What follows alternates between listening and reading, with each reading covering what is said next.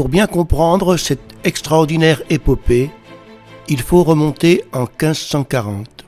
À l'époque, Paris et sa population ne cessent de croître. Les forêts des environs sont surexploitées. Il faut trouver d'urgence de nouvelles sources d'approvisionnement. Clamecy et sa région, le Haut-Nivernais, disposaient d'un formidable atout, sa proximité avec le Morvan, qui a l'avantage de disposer d'un important massif forestier et d'un important réseau hydraulique pour transporter la matière première jusqu'à destination. Le bois, coupé en hiver, est jeté dans les ruisseaux. C'est le petit flot. Arrivé vers la rivière Yonne, il est sorti de l'eau provisoirement pour y être jeté au printemps suivant, c'est le grand flot. Ce flottage à bûches perdues aboutit à Clamecy, un barrage empêchant les bûches d'aller plus loin. Les bûches sont ensuite liées de façon à former des trains, radeaux de bois atteignant jusqu'à 75 mètres de long, qui descendent de Lyon jusqu'à Paris. Le flottage est à son apogée à la fin du XVIIIe siècle. Son déclin s'amorce au cours du XIXe siècle avec le transport par péniche et l'avènement du charbon. Le dernier train de bois part de Clamecy en 1876. L'impact économique et social de cette activité fut considérable. Rien qu'à Clamecy, cette activité hors norme a généré jusqu'à 3500 emplois.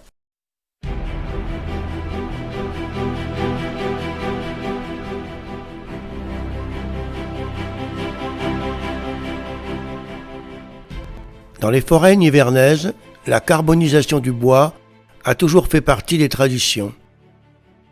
La méthode consistait à disposer le bois en forme de meule avec au centre une cheminée, à recouvrir cette meule de terre, d'herbes et de feuilles pour l'étancher et permettre une combustion lente et sans flamme, pour aboutir au produit final, le charbon de bois.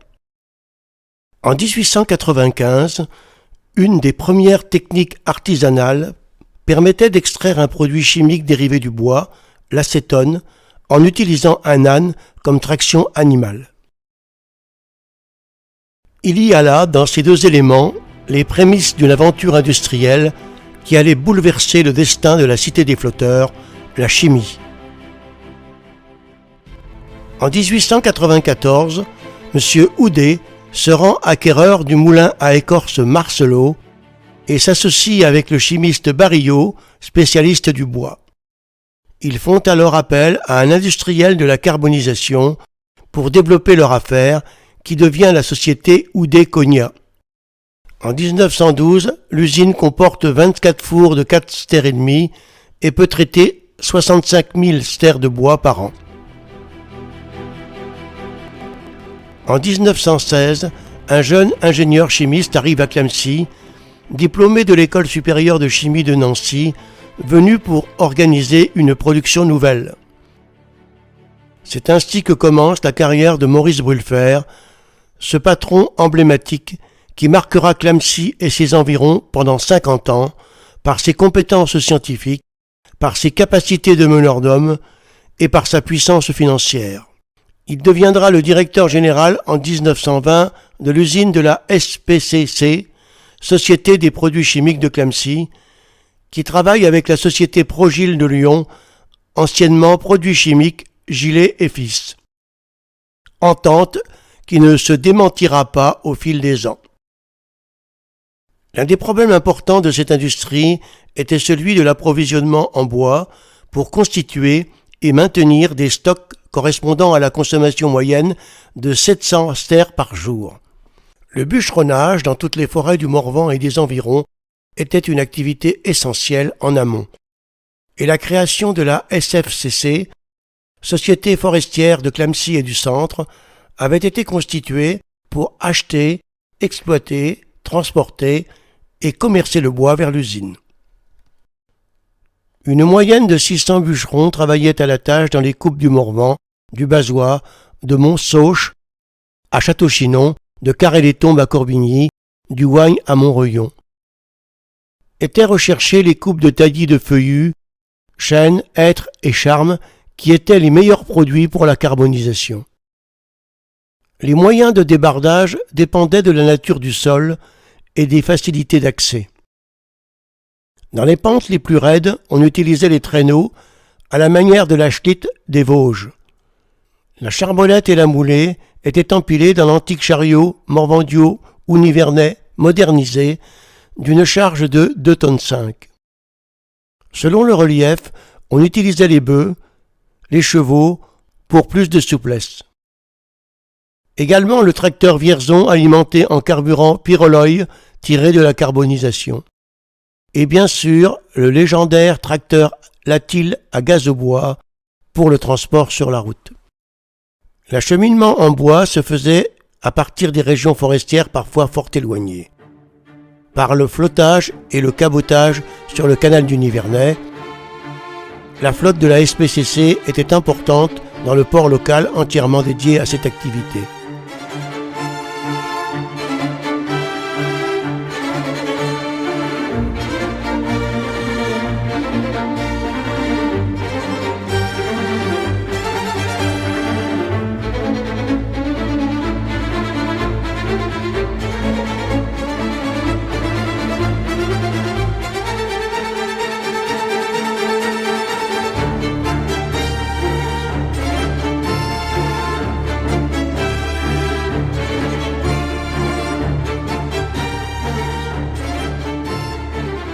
Par des trains routiers pour les bois proches, 30 tracteurs routiers et 160 remorques acheminaient le bois vers l'usine.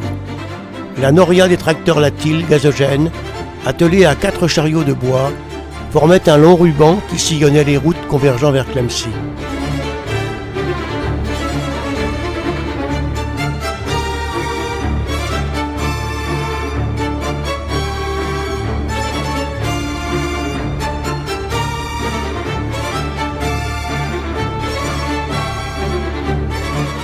Par voie ferrée dans des wagons tombereaux d'une capacité de 60 mètres cubes.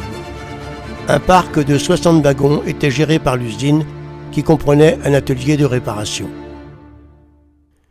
Le bois qui arrive à l'usine est stocké dans un parc à bois qui est maintenu à un niveau de stockage de 20 000 à 40 000 stères pour assurer la continuité de la carbonisation. Il doit ensuite passer à la phase séchage. Il est introduit dans des séchoirs où il est soumis pendant 15 heures à une température constante élevée. Ainsi débute la carbonisation industrielle. La technique employée utilisait des fours en vase clos ou cornus qui permettaient par pyrolyse, c'est-à-dire par effet de chaleur en absence d'oxygène, la décomposition du bois. Chaque cornu était rempli de cistères de bois et l'usine a construit et utilisé jusqu'à 2 batteries de 40 fours à cornus. La chaleur nécessaire à la carbonisation est fournie en brûlant une partie des fumées de dégagement. Ce procédé permettait d'obtenir du charbon de bois, des jus obtenus après condensation des fumées de carbonisation, appelés jus pyroligneux, dont on extrayait l'acide acétique, appelé alors acide pyroligneux, le méthanol, appelé aussi l'alcool de bois, l'acétone, et divers produits chimiques et des gaz. Cette carbonisation discontinue en cornu, avec extraction de l'acide acétique du pyroligneux via l'acétate de chaux, présentait un gros inconvénient.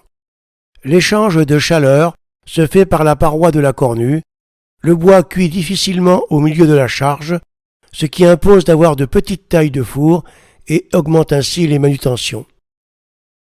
2 grands problèmes restent à résoudre, la séparation directe de l'acide acétique et la carbonisation en four continu. La carbonisation de 100 kg de bois dans ce type de four permet d'obtenir 25 kg de charbon de bois, 1 kg d'alcool méthylique, 1 kg d'acide acétique, 4 kg de goudron de bois, 46 kg d'eau et 23 kg de gaz combustible. Sans conteste, la carbonisation du bois possédait un meilleur bilan énergétique pour le traitement chimique du bois en comparaison avec l'hydrolyse ou la gazéification, avec un rendement de près de 80%. En 1926, l'usine atteint une carbonisation de 150 000 stères de bois par an. Toute la flotte d'engins de la SPCC était équipée du procédé gazogène. La matière première, le charbon de bois ou ses dérivés, étant disponibles à discrétion. Le gazogène est un procédé permettant de faire tourner un moteur avec du bois ou un combustible solide contenant du carbone. Il est basé sur une précombustion incomplète du combustible aboutissant à un gaz riche en monoxyde de carbone pouvant être brûlé dans un moteur à explosion. Son rendement machine était assez faible et inférieur à 15%, alors qu'un moteur diesel a un rendement pouvant dépasser les 40%. Sous l'impulsion du maître, l'usine connaît alors une extension très rapide. Parallèlement à son développement industriel, elle entreprend une politique foncière dynamique avec l'acquisition de terrains qui passe rapidement de 11 à 50 hectares. Elle peut ainsi répondre aux extensions industrielles futures et assurer le logement du personnel par la construction de 2 cités. La cité Saint-Roch, à proximité de l'usine, héberge le personnel d'encadrement et de sécurité, et l'achat à la famille Charbonneau du château et parc de Bagatelle et des prairies attenantes permet la construction d'une vaste cité ouvrière, la cité Bagatelle.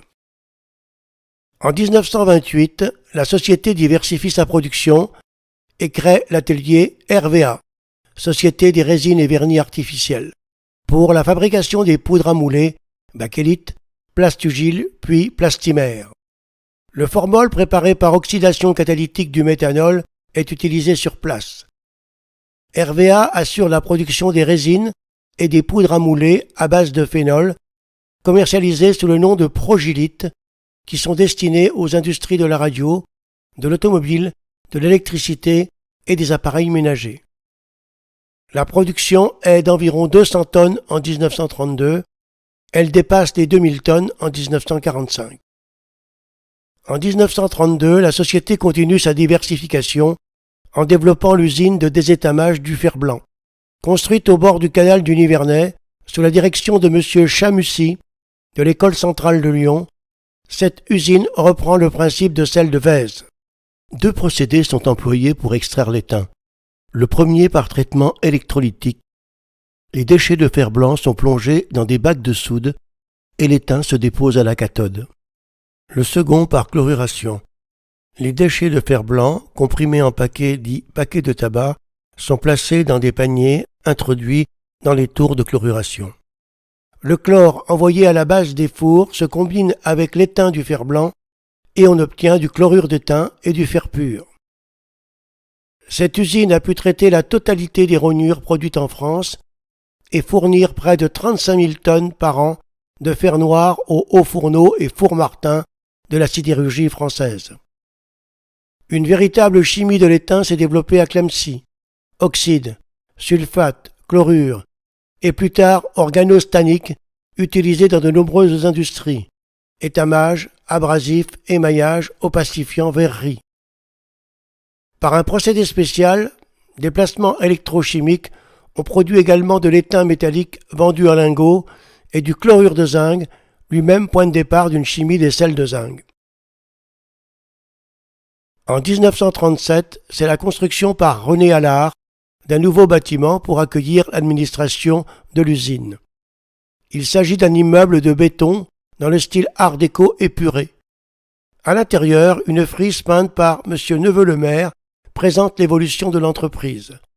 Cette frise sera poursuivie par le peintre Rex Barra à l'occasion de l'agrandissement du bâtiment en 1951. Et l'on doit à Bertrand Sellier, employé à l'usine de 1974 à 2013, l'idée originale d'avoir créé un livre présentant toutes les fresques du bâtiment administratif réalisé par Maurice Neveu-le-Maître, document précieux s'il en est.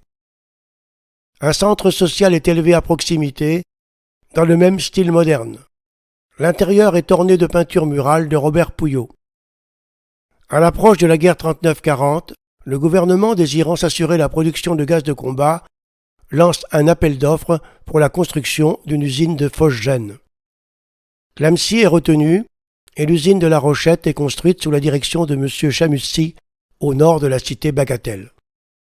Le phosgène, ou oxychlorure de carbone, est fabriqué par action du chlore sur l'oxyde de carbone, obtenu par oxydation du coke.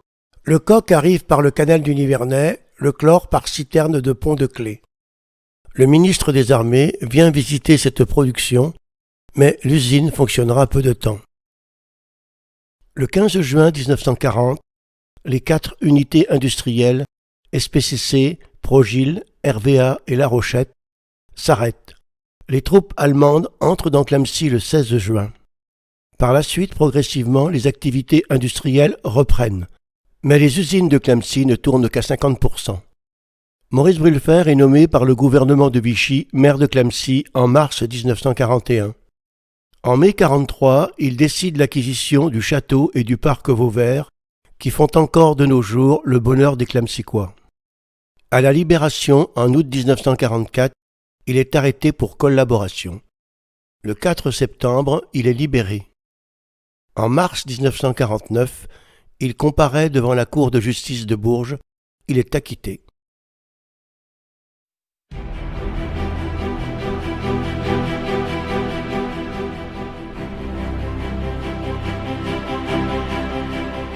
La carbonisation en four continu s'achève en 1944.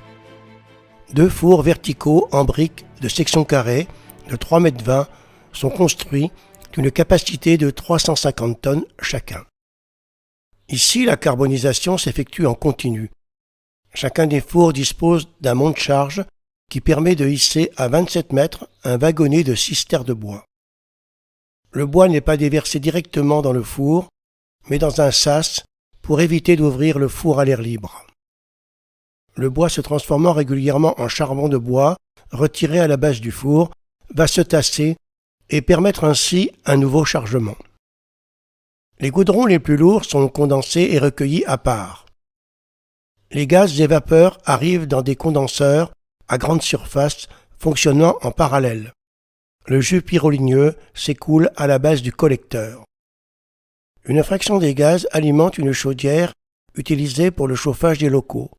Une autre partie est envoyée à la base du four pour recueillir le charbon et récupérer les calories du charbon chaud. Le charbon de bois est recueilli dans un wagonnet étouffoir étanche qui, après refroidissement, est dirigé vers l'atelier de criblage qui permettra de séparer les charbons de différents calibres. Poussier, braisette, cadet. Le poussier broyé est mélangé au goudron extrait de la distillation du pyroligneux et après compression, les agglomérés et charbons de différents calibres sont envoyés dans l'atelier de conditionnement pour être empaquetés et préparés pour l'expédition.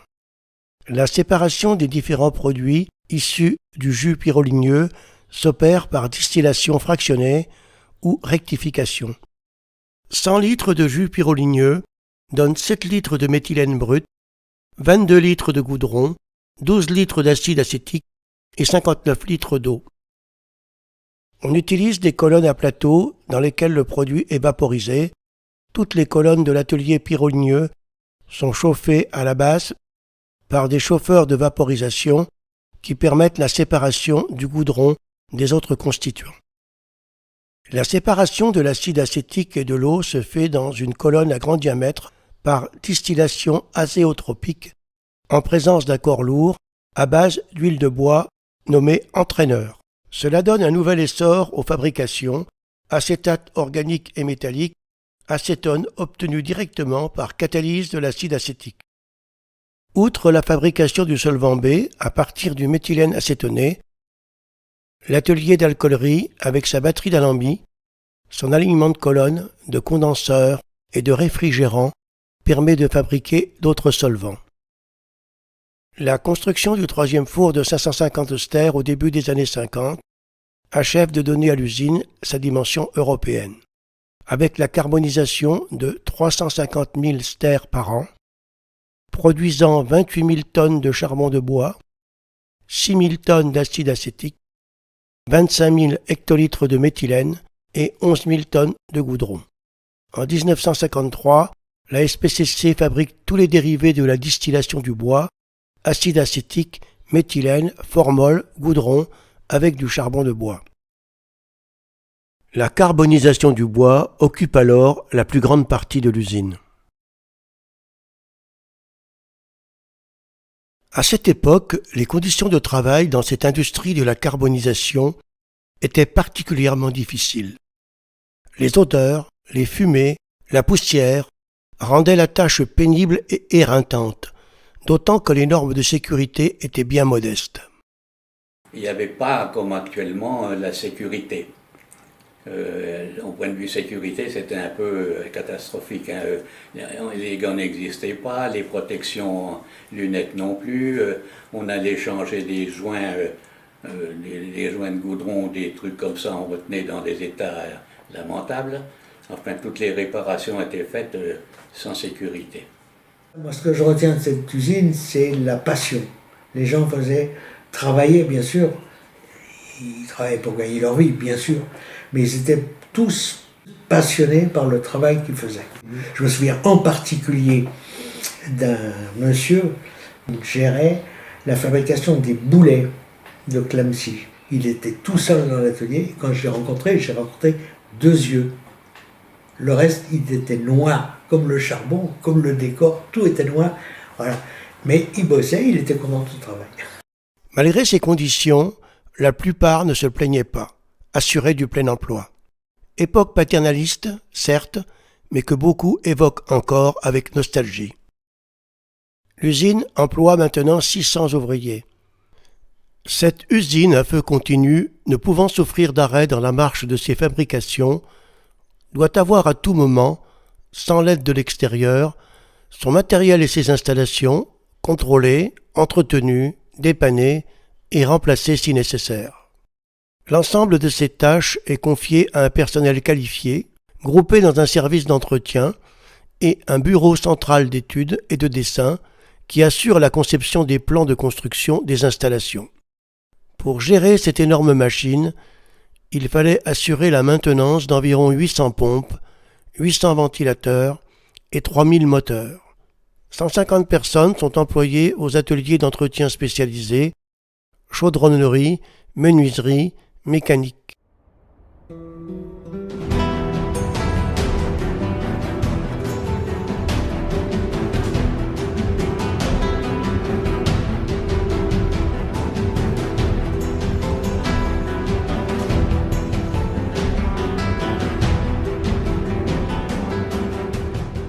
Par ailleurs, une section de sapeurs installée dans les logements contigus à l'usine assure la sécurité. En 1952, les anciens laboratoires de recherche et de contrôle ont été installés dans de nouveaux bâtiments plus fonctionnels.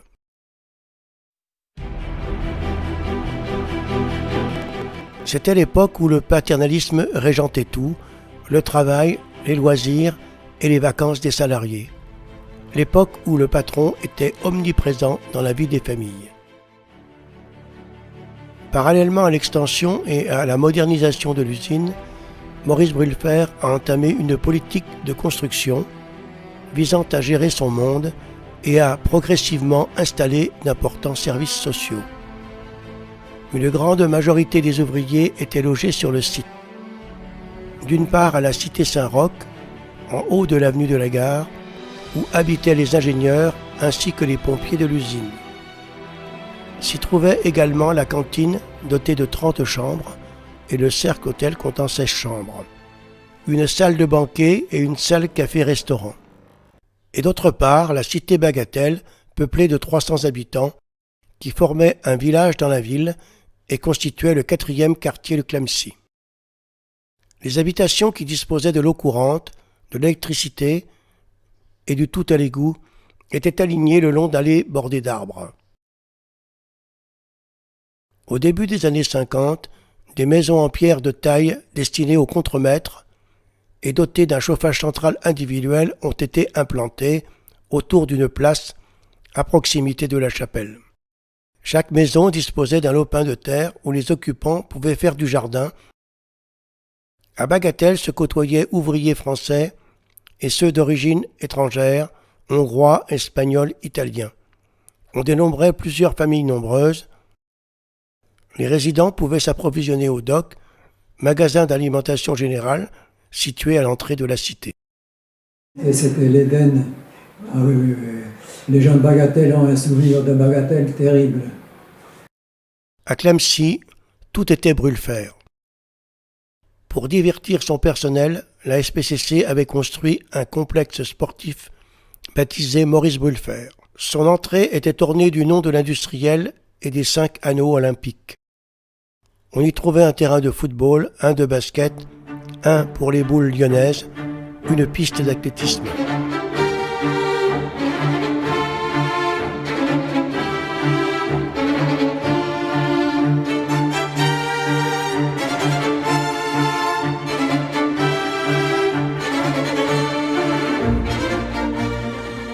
L'usine comptait une philharmonie dirigée par Maurice Marest, qui disposait d'un auditorium, et d'une clique formée de tambours et de clairons, dont le chef était M. Loriot.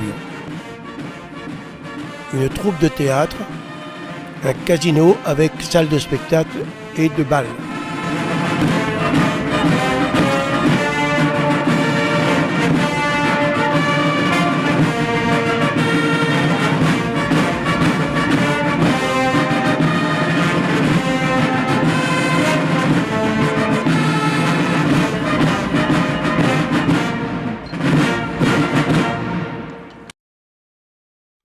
En 1948, Maurice Brûlefert prend l'initiative de faire édifier, dans l'enceinte de son établissement, une nouvelle chapelle au cœur de l'usine, dédiée à Saint-Roch.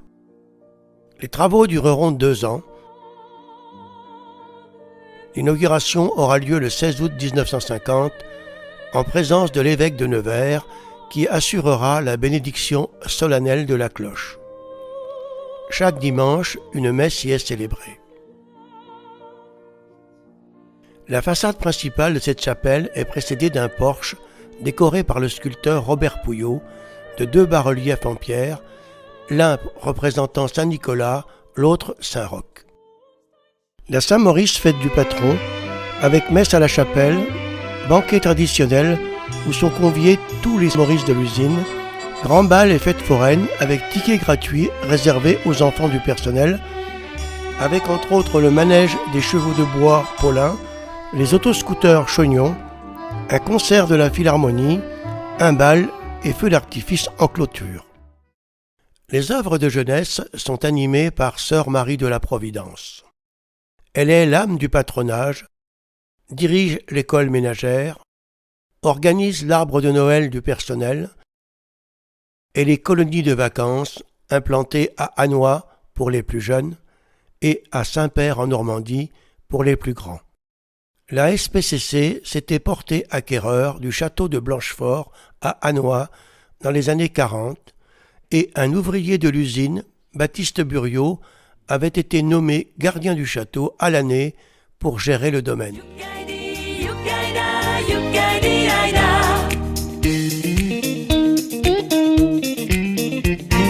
Puis l'appel et la toilette, Yukaidi, Yukaida, et bientôt la tribu prête, Yukaidi Aïda. Offre à Dieu le jour nouveau, en saluant le drapeau, Yukaidi, Yukaida, Yukaidi Aïdi Aïda, Yukaidi, Yukaida, Yukaidi Aïda.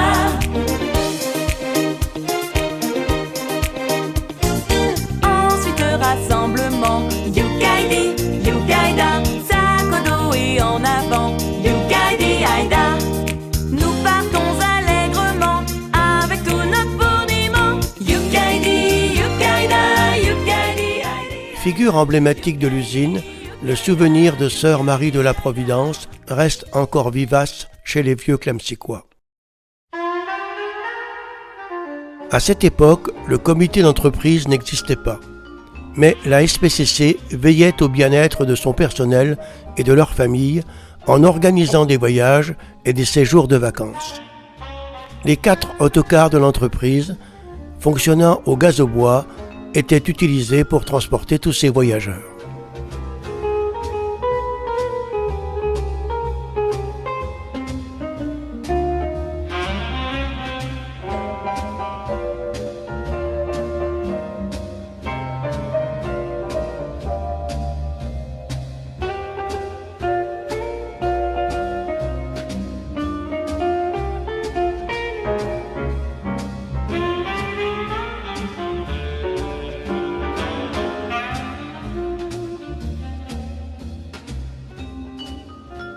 Chaque fois que c'était les vacances de février, les gens voulaient aller à la neige.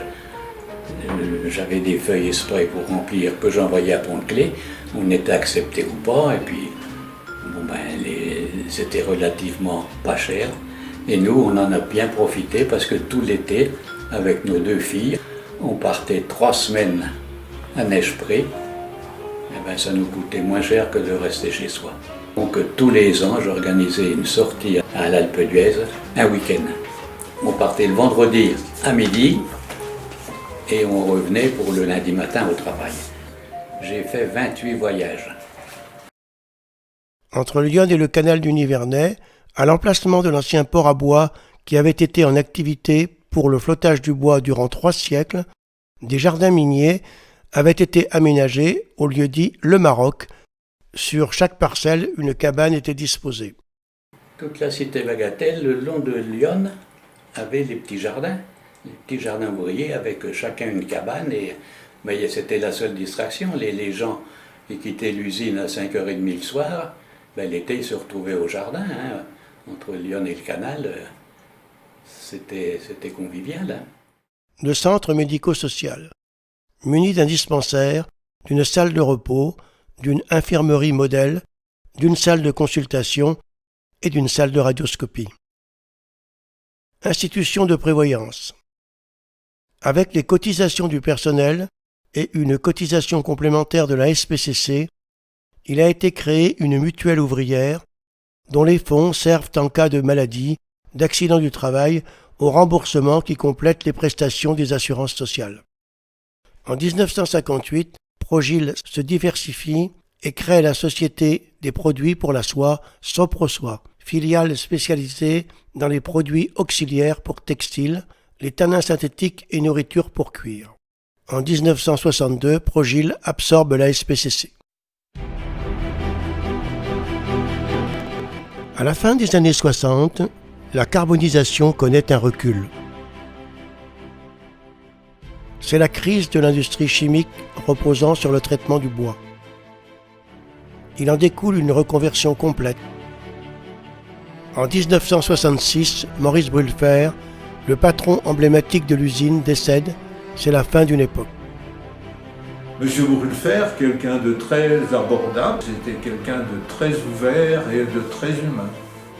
L'usine avait certainement de gros moyens, chacun à son niveau a profité de ce développement social et culturel en même temps, parce qu'il y avait des concerts, des théâtres, des choses qui faisaient la qualité de vie. L'usine subsiste, mais sur des bases réduites, avec quelques centaines de salariés, contre près de 1000 à son apogée.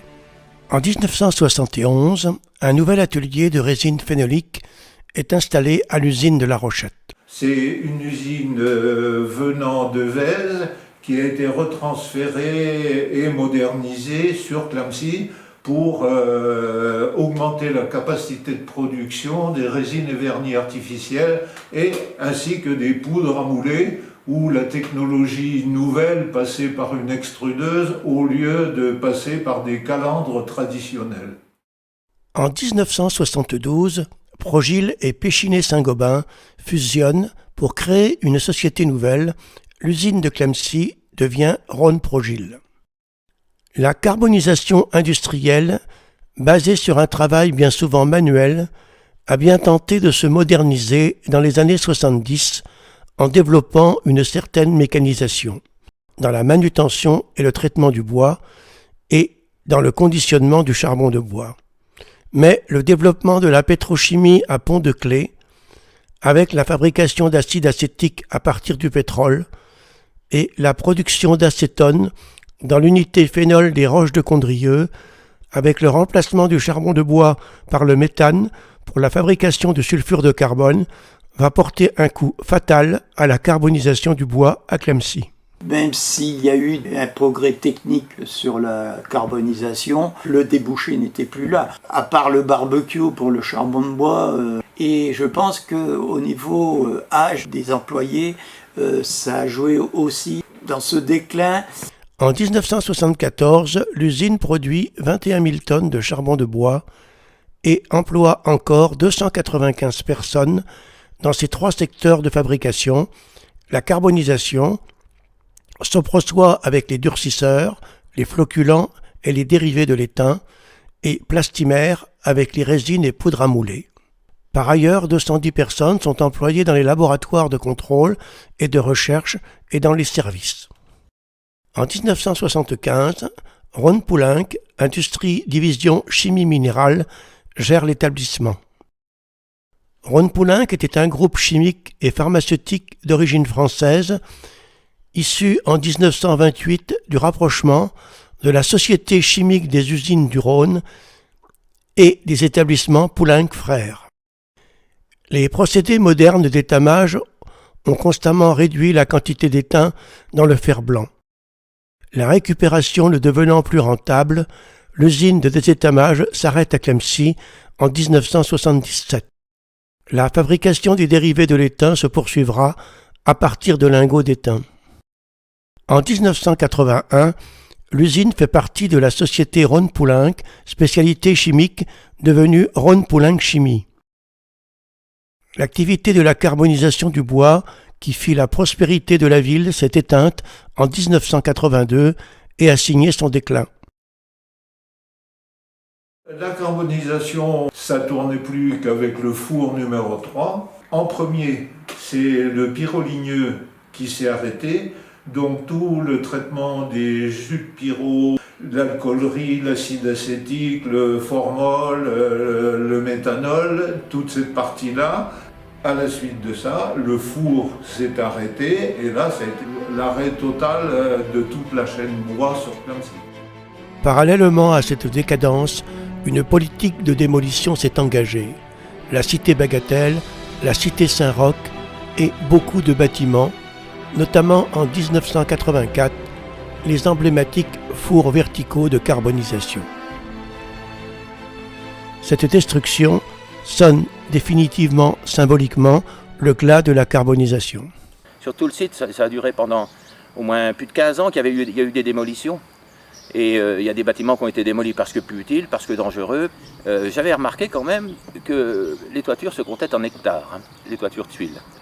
Donc il y avait quand même du bâtiment. Donc la plus grande partie a été rasée parce que la carbonisation, c'était une grosse surface de bâtiments, enchevêtrés les uns aux autres, mais il y avait une grande surface de bâtiments. Et donc ça a fait de la place, puisque tout le parking du bas, tout ça, c'était la carbonisation, et ainsi de suite. Il y a eu une grosse phase de nettoyage qui était plus ou moins mal vue, selon les personnes, parce que de toute façon, il y avait des bâtiments qui étaient pour certains utilisables, mais bon, voilà, ils ont été rasés. Ceci dit, au jour d'aujourd'hui, on se dit, si ça n'avait pas été fait, il n'y aurait plus d'usine, quoi. Quelque part, il y a des mesures drastiques qui sont prises, probablement indispensables.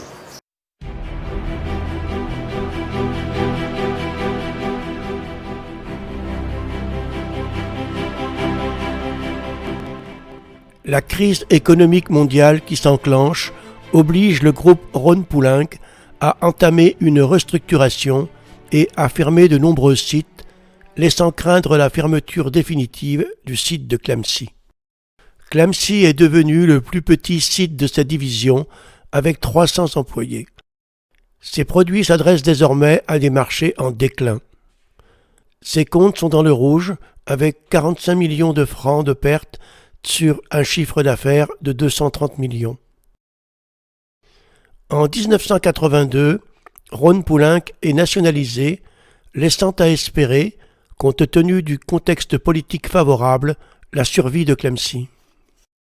Le 17 octobre 1984, Bernard Bardin, député maire de la ville, rencontre Loïc Le Floch-Prigent, nouveau PDG de Rhône-Poulenc à Paris. Les syndicats CGT et CGC se mobilisent pour sauver l'usine. Une opération ville morte est organisée à Clamecy avec les syndicats et la population.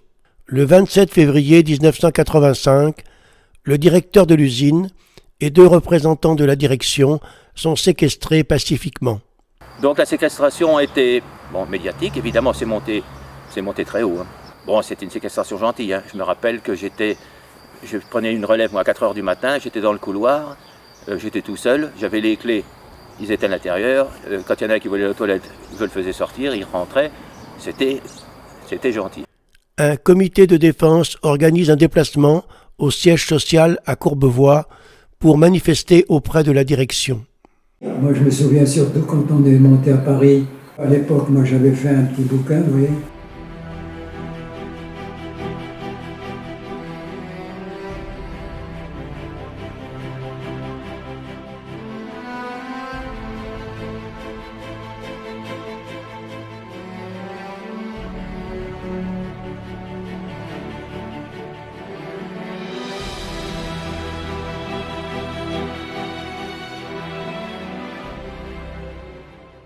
Donc on a été reçus par Prigent, là, c'était donc le directeur de Rhône-Poulenc. On avait fait un comité de défense pour défendre le site. Et quand on est arrivé là-bas, alors il y en avait quelques-uns qui étaient plus malins que les autres, qui voulaient casser les ascenseurs. Alors j'aurais dit, les petits-enfants, on n'est pas venu ici pour faire de la mauvaise réclame pour les gens de Clamecy. Une concertation avec la direction s'organise alors. Elle aboutit à un projet de plan devant permettre de rétablir l'équilibre économique des activités de l'usine, de résoudre les problèmes sociaux et d'engager un investissement à hauteur de 50 millions de francs.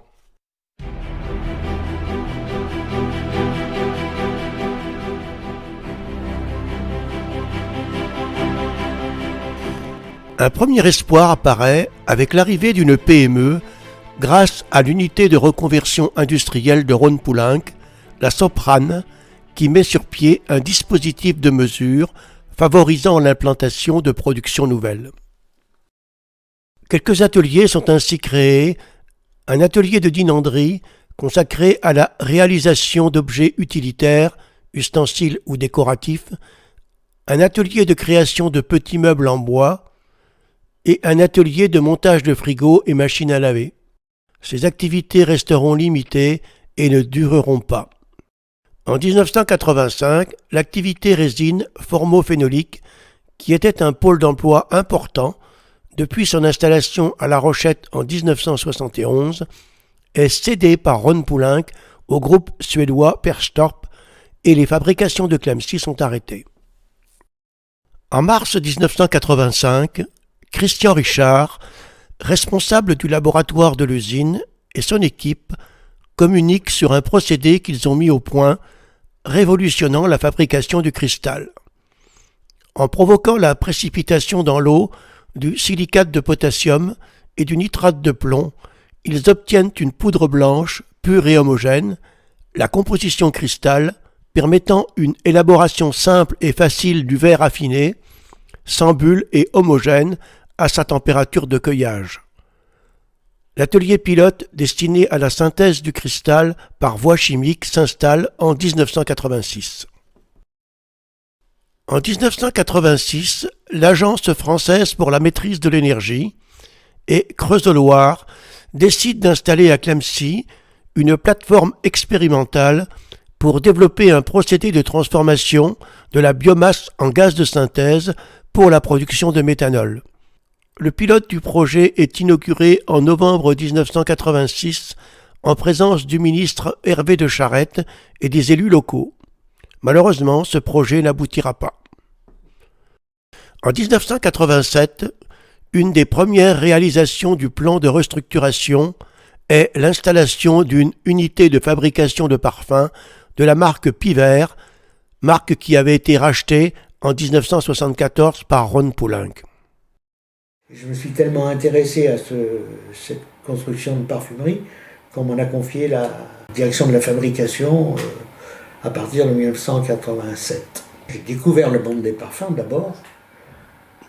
J'ai eu la chance de rencontrer le nez de la marque LT Pivert à Grasse. Alors, les parfums, c'est de l'alcool, 70% en gros, de l'eau, presque 30, un tout petit peu d'huile essentielle, quelques 2-3%, et puis éventuellement des additifs, des colorants pour modifier la couleur des parfums qui des fois n'ont aucune couleur. On mélange tout ça dans un certain ordre. Ensuite, on met les huiles essentielles, on mélange tout ça avec des pompes pendant un certain nombre d'heures ou de jours, on appelle la macération. Après macération, on contrôle le degré alcoolique avec un alcomètre, un thermomètre. On utilise des tables précises de correspondance physico-chimique. Et ensuite, le parfum épuré, glacé, est envoyé au conditionnement. Sur une chaîne de conditionnement, on utilisait 30 000 litres d'alcool extra pur par semaine. Jusqu'en 1993, où là, le changement de cap de Rhône-Poulenc, qui avant achetait tout ce qui touchait de près ou de loin à la chimie, et là, après, se débarrassait de tout ce qui n'était pas chimie. Donc la marque des parfums LT Pied Vert a été revendue. Après ces années d'inquiétude et de tension sociale, les investissements significatifs consentis portent sur la modernisation, la diversification et la formation du personnel. On va dire qu'au début des années 80, je ne suis pas sûr qu'il y avait grand monde qui croyait encore à la survie du site. Ça s'est relancé, c'est parti, et puis on a vu des investissements, mais des investissements importants. C'est-à-dire qu'il y avait des équipes d'études, des équipes de, je dirais, de moins de 10 personnes, pendant plusieurs années, qui ont été là pour construire. Donc ça fait un volume d'argent phénoménal, quoi. Le but était d'arriver à 160 personnes. Donc il y a eu un renouveau complet du début des années 80 jusqu'à 2000, on va dire quasiment. Ce qui s'est fait, c'était socialement, je dirais, relativement très correct même. Déjà, tous les plus anciens ont été mis à la retraite. Donc il y a eu des gens qui sont partis à 55 ans, dans de bonnes conditions financières. Un certain nombre de personnes ont pu se recycler dans d'autres métiers, avec des aides, puisque à l'époque, c'était quand même plus généreux que ça n'a jamais été. C'est là aussi qu'il y a eu ce mouvement de formation pour un certain nombre de personnes. Avec la reconstruction des nouveaux ateliers, donc plus modernes, plus technologiques, donc il fallait du personnel évoluer et sachant faire tout ça. Donc il y a eu des formations au niveau des gens de procédés, au niveau des gens de maintenance, au niveau de l'encadrement, au niveau de tout le monde. En parallèle, l'usine s'est modernisée au niveau de ses fonctions, je dirais, générales. Donc au niveau de la sécurité humaine, évidemment, mais la sécurité matérielle. Et puis après est arrivée la mise en place du système qualité. Donc tout ça, ça fait progresser tout le monde dans un élan de valorisation. Cette fois-ci, on passe d'ouvriers manuels, la carbonisation, tout était manuel, à des ouvriers qui devaient être capables de conduire des opérations dans des réacteurs de chimie. Donc on va lancer des séquences de formation très poussées. La formation a représenté 13% de la masse salariale. C'est énorme la volonté, et on a arrêté des fabrications pour former les gens.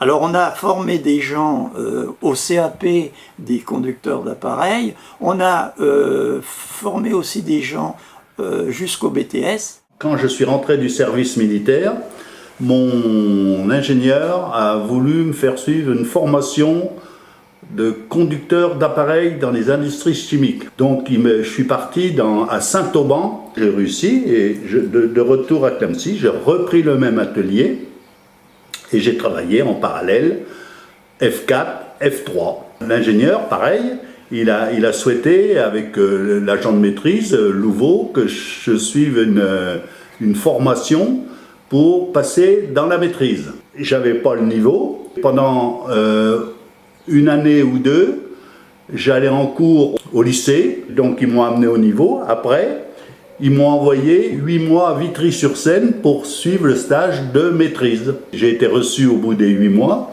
je suis rentré à Clamecy, et là, le directeur, il a voulu que j'ai une petite formation supplémentaire sur le site.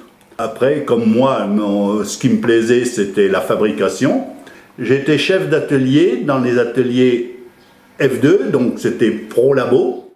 Pour témoigner du renouveau du site industriel, la direction de Rhône-Poulenc-Clamecy a décidé de réaliser une exposition à la salle polyvalente en octobre 1987. Le directeur voulait montrer à la population que malgré l'arrêt de fabrication comme les progélites, comme le désétamage et comme la carbonisation, l'usine allait continuer à tourner et était pérenne. Toutes les productions nouvelles y étaient présentées, et en particulier, pour marquer l'événement, Un parfum a été créé par l'atelier parfumerie, conditionné en flacons de verre, réalisé par l'atelier Crisver.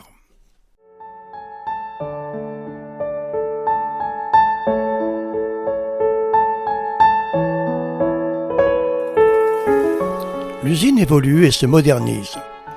Avec son laboratoire moderne de 30 personnes, elle devient une plateforme de chimie minérale fine et de spécialités organiques à haute valeur ajoutée. Elle fabrique plus de 300 produits. Son effectif se réduit, mais l'automatisation et l'informatisation augmentent la productivité. 219 en 1987, 130 en 1998.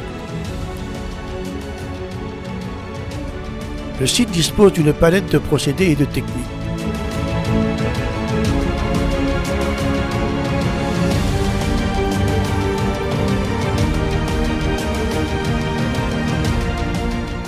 Les productions se déclinent en deux grands secteurs, la synthèse minérale et la synthèse organique. La synthèse minérale dispose de 3 pôles. Le premier, la verrerie et l'étamage avec les dérivés de l'étain. Chlorure stannique pour renforcer la structure des bouteilles de verre. Le sulfate stanneux pour la préparation des profilés en aluminium. Le second, l'industrie de la haute pureté avec de nombreux produits pour l'électronique et des réactifs pour laboratoire. Et le troisième, la catalyse de post-combustion, oxyde de cérium pour les pots catalytiques. La synthèse organique, quant à elle, qui assure la fabrication de durcisseurs pour la consolidation des parois souterraines en BTP, pour l'étanchéisation des murs, de solvants, le RPDE, destiné au marché des peintures, de résine à blafène pour l'aérospatiale, d'additifs pour la préparation des fils dans l'industrie textile, le Gérol, et le tannage des cuirs, Albatan. De tensioactifs pour la formulation de shampoing ou savon liquide, de chlorophénol en pharmacie, et d'additifs pour faciliter l'application des produits de protection de culture.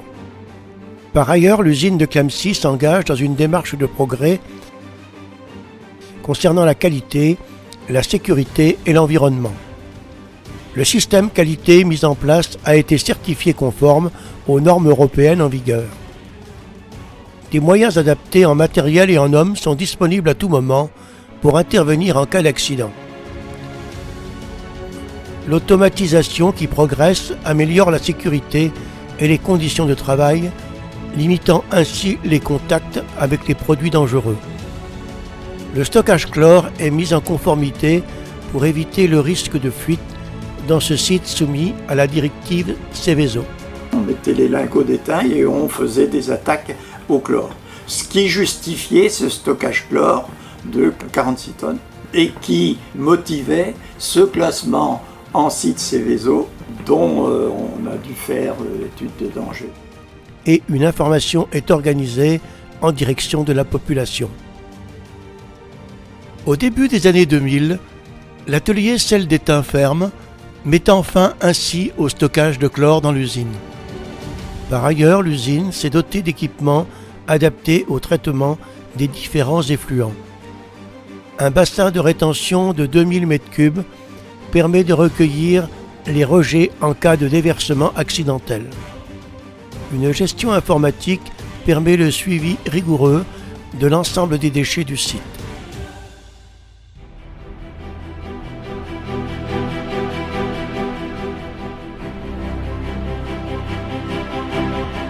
En 1998, les activités chimiques et plastiques de Rhône-Poulenc sont regroupées au sein d'une nouvelle société, Rhodia, et ses activités pharmaceutiques vont chez Aventis. L'usine de Clamecy, devenue Rhodia, fait partie alors de la division Novecare.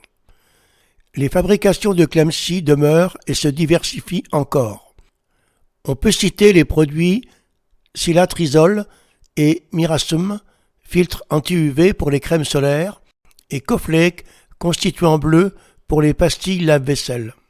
Jean-Pierre Clamadieu, nommé à la tête de Rhodia en 2003, l'a transformé en un groupe moderne et rentable. Rhône-Poulenc, c'était la grosse cavalerie. Rhodia, c'est devenu plus petite entreprise, beaucoup plus spécialisée. Rhodia a créé des spécificités sur site à Clamecy. Une grosse partie des productions, c'était des produits qui servaient dans la cosmétique et la détergence. Nous, on était fabricants pour ces produits-là, de la partie Europe. On n'avait pas de concurrence, nos clients étaient européens, quoi.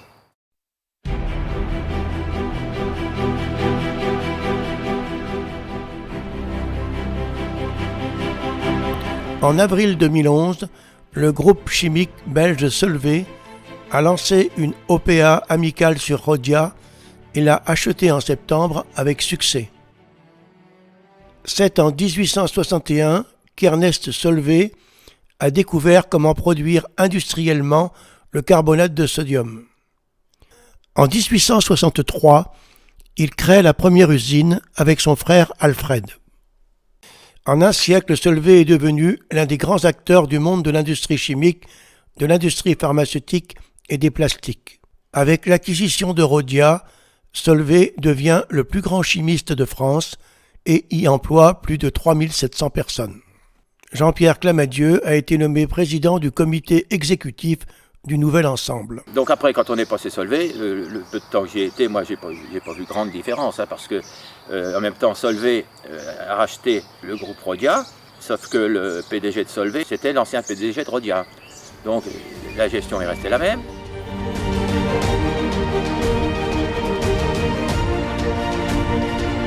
Aujourd'hui, l'usine de Clamecy est présente sur tous les marchés de Novecare, spécialisée dans les applications de soins à la personne et dans le développement des formulations de produits en cosmétique et détergence. Donc le site de Clamecy, c'est un site d'une superficie de 50 hectares, donc avec un peu plus de 90 personnes aujourd'hui employées, directes. Et en emploi indirect, on a à peu près 25 personnes. Une production autour de 25 000 tonnes de produits. 25 000 tonnes de produits qui sont fabriqués sur le site, donc 80%, et exportés en dehors de la France. Les produits fabriqués dans l'établissement sont destinés à différents marchés.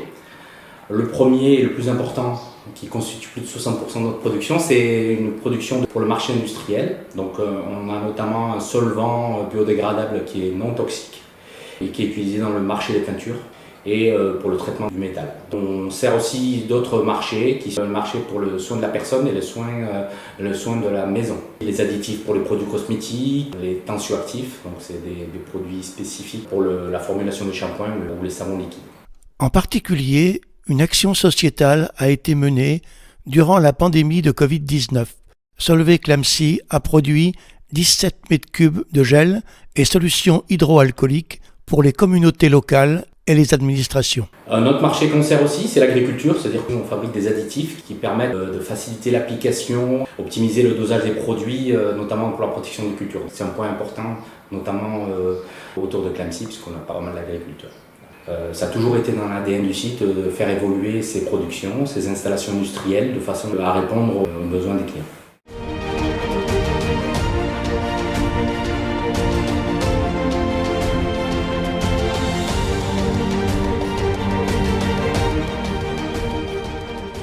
Dans l'usine, la vapeur est le moteur des réacteurs qui fabriquent les produits chimiques. Cette vapeur est fournie par des chaudières à gaz. L'eau pour la production de vapeur est prélevée dans le canal entre le Beuvron et le port Saint-Roch. Elle passe à travers un filtre à sable pour enlever toutes les particules solides que l'eau peut contenir. Pour supprimer la dureté de l'eau, elle passe dans un décarbonateur, puis dans un adoucisseur.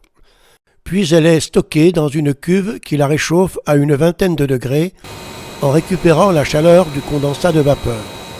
Cette eau chaude alimente l'une des 3 chaudières du site pour produire la vapeur, la chaudière principale de 20 tonnes heure et 2 chaudières de secours, 13 tonnes heure et 7 tonnes heure. Dans un avenir proche, il y aura une chaudière biomasse qui brûlera du bois pour une capacité de 6 tonnes heure, ce qui correspond à la consommation mini du site.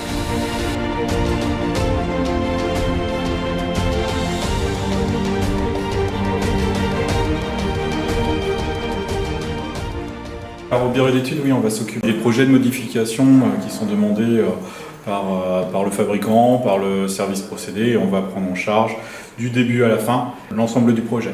Donc ça va passer par les études sur plan. Après les plans schématiques, on va faire des études sur des modélisations 3D. Et en parallèle, on va faire des études électriques pour savoir comment sont raccordés, les nouveaux instruments qui sont ajoutés, puis l'automatisme, puisque aujourd'hui beaucoup des installations sont automatisées. On suit ensuite les entreprises qui vont effectuer le travail, donc la pose des tuyaux, les électriciens qui vont tirer les câbles et connecter les nouveaux instruments, des automaticiens qui vont venir programmer sur nos machines. Et ensuite, la mise en route sera effectuée dans nos installations.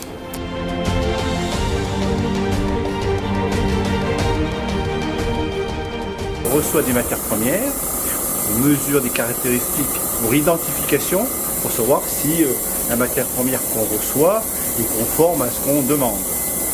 Après, on fait aussi des analyses au niveau des produits intermédiaires pendant la fabrication, pour voir que la fabrication se passe bien. Et ensuite, on valide le produit une fois qu'il est fini. On fait des analyses aussi sur les produits finis. Et ces analyses correspondent à ce que le client demande. Voilà, on valide si le produit il est conforme à ce que le client a demandé. Et au labo, il y a un responsable. Et après, il y a aussi un ingénieur qui chapeaute l'ensemble.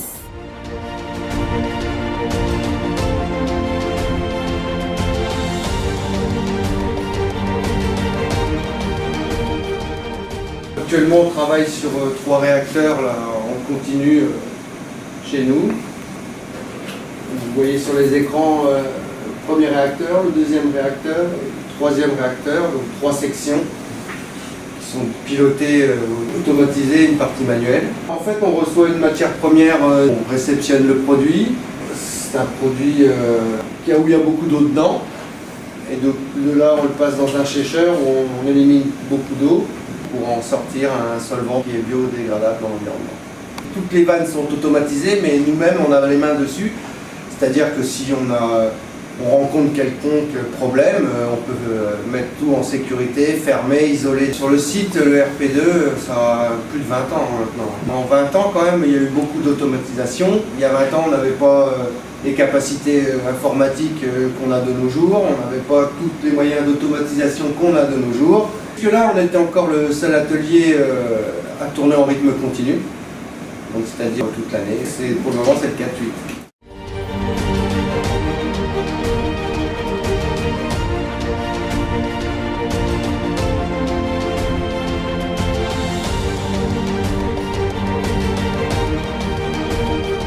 On gère tout ce qui est réception et expédition, c'est-à-dire la préparation des commandes pour envoyer chez notre client final. Et on a aussi la partie réception, donc toutes les matières premières qui sont réceptionnées pour envoyer en fabrication. Donc on va dire mensuellement, on a une moyenne de pratiquement 1000 tonnes. Donc en expédition, et en réception, on est plutôt sur la moitié.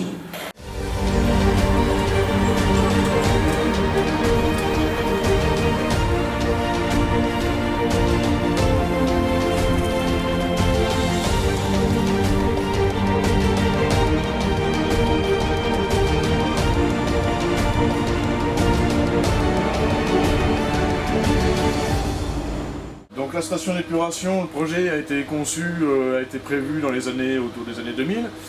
Donc dans le but d'épurer tous les déchets liquides des productions, principalement pour le RPDE. Donc là, avec des surpresseurs d'air, on oxygène nos bactéries et ça va nous permettre d'affiner le traitement carbone. Ça va passer sur module d'ultrafiltration.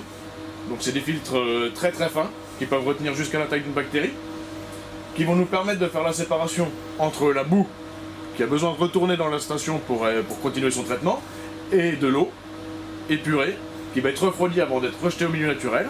Les eaux de ruissellement, elles, sont déviées dans un bassin de 3000 m3. Et après, ces eaux-là, on peut les renvoyer à la steppe pour les traiter. et les renvoyer au milieu naturel. On prélève, le refroidissement qui sert à refroidir les réacteurs et qui est rejeté. On fait un delta D2 pour le déclarer à la DREAL. Les ruissellements moyens, comme l'usine est sur rétention, on analyse les ruissellements en sortie pour voir s'ils sont aux normes.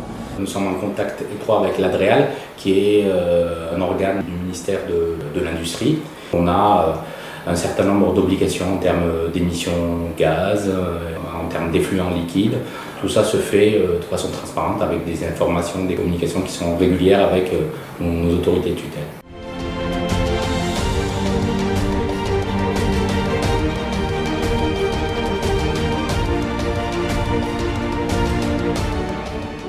On a un numéro d'urgence sur le site. Tout le monde est à même de pouvoir appeler ce numéro d'urgence avec tous les téléphones qui sont présents sur le site. Et là, on lance la procédure d'urgence. Donc, tout un tas de choses qui vont être mises en place et qui vont être décidées par la cellule plan d'opération interne, on appelle ça la cellule POI. Donc là, c'est la direction qui se regroupe dans une salle et qui donne la marche à suivre en cas d'urgence. Chaque année, on fait ce qu'on appelle la journée sécurité. Donc on va aborder des thèmes sécurité, mais ça ne s'arrêtera pas qu'à la sécurité, ça va être aussi le bien-être au travail. Nous, on arrête carrément l'usine un lundi, donc c'est quand même un moment fort. Et tous les gens sont réunis pour suivre les mêmes ateliers par groupe. Et le midi, on fait un repas commun. C'est une journée, je dirais, assez conviviale.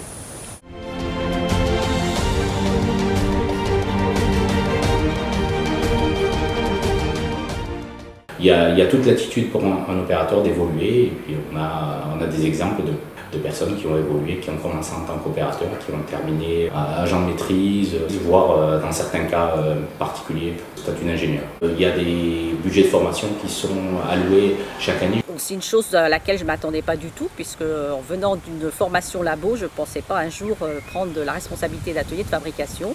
Mais on m'en a donné l'opportunité et en fait, j'en ai eu aucun regret, ça s'est très bien passé. Moi, ça a été assez positif pour moi parce que j'ai vu pas mal de produits. En fait, j'ai été très polyvalent sur le site. À part l'atelier F5 que j'ai pas fait, je suis allé partout. Et j'ai fait beaucoup de démarrages de produits. C'est assez intéressant de faire des démarrages de produits avec des gens de l'assistance procédé. C'est des choses que j'ai eu la chance de faire.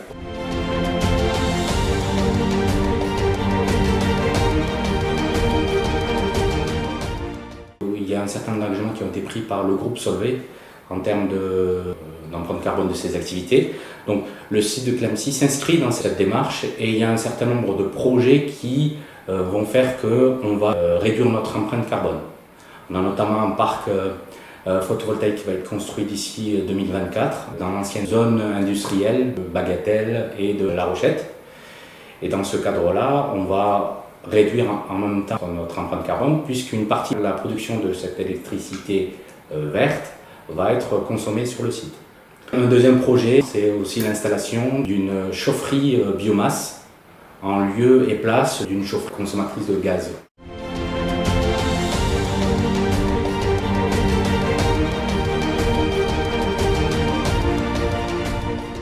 Le site de Clamecy, il a des atouts à faire valoir et important pour justement pérenniser son avenir et vivre encore plusieurs décennies, voire siècles. Donc l'usine n'est pas une usine musée, mais c'est une usine qui a su évoluer tout au long des années et qui va continuer à évoluer dans les années futures. Alors, je suis très optimiste par rapport à l'avenir du site. Longtemps, l'usine, comme on l'appelait, a été le poumon de la ville et du bassin de Clamecy. Elle a forgé son identité, elle était la ville dans la ville. C'est elle qui, à son apogée, dans les années 50-60, a permis à la population de Clamecy d'atteindre son maximum au cours du XXe siècle, près de 6000 habitants. Et même si cela fait maintenant partie du passé, l'usine n'a pas disparu, elle a perduré, s'est adaptée, s'est diversifiée et s'est reconvertie et modernisée. Elle constitue toujours un pôle industriel de chimie de pointe qui continue à porter haut et fort les couleurs de la ville dans le monde entier. Et elle permet de maintenir des emplois sur le bassin de Clamecy. Après l'épopée du flottage, ce pays de Colas-Brognon, à la douceur de vivre sans pareil, a su se créer ce destin industriel fait de labeur, d'entraide, de solidarité et quelquefois de souffrance, qui restera une belle aventure humaine. Cela a été, et cela restera, une magnifique épopée industrielle ancrée à jamais dans la mémoire de ses habitants.